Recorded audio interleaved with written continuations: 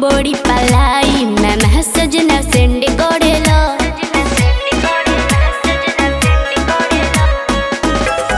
देखनी हरील पतयाइल ह दिल तू तो इंस्टा पर ट्रेंड करेला। रहिले टराई में कह बड़ी पलाई मैं मैसेज न सेंड करेला।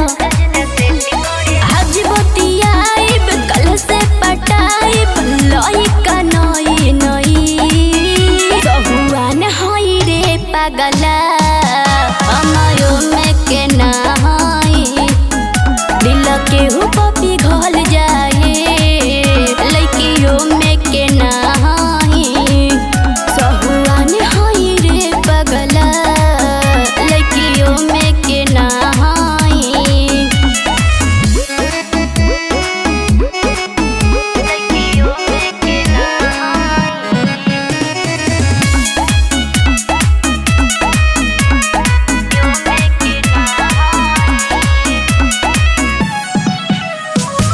कहीं गोलैका के हम रही देखले दू गो से हटिंगा हो।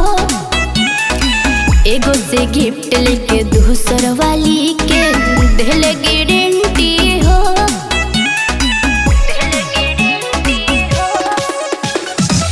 कहीं गोलैका के हम रही देखले दू गो से हटिंगा हो। एगो से गिफ्ट लेके दूसर वाली के देले गारंटी हो।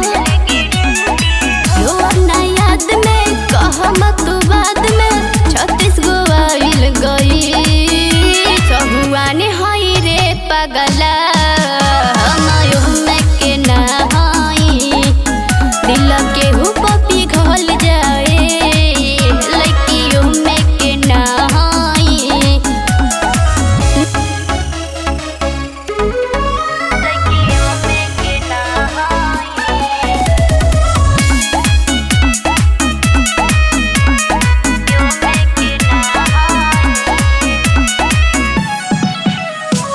भइल पुरानी प्रपोज के तरीका कहरा कुछ नहाया। लइका के चक्कर में हम नहीं पड़म बाबुई महाया।